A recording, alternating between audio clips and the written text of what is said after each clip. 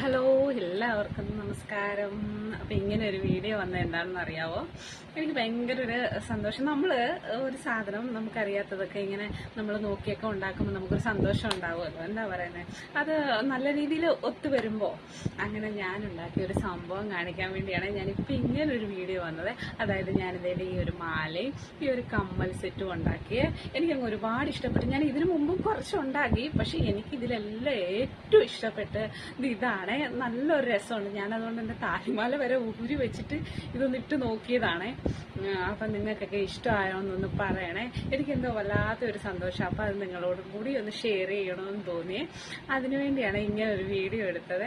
അപ്പം ഇഷ്ടപ്പെട്ട സപ്പോർട്ട് ചെയ്യാൻ മറക്കരുത്. അപ്പം കമൻറ്റിലൂടെ അറിയിക്കണേ കൊള്ളാവോ എന്ന്. കൊള്ളത്തില്ലെങ്കിൽ അതും അങ്ങനെയും കമൻറ്റ് ഇടാം.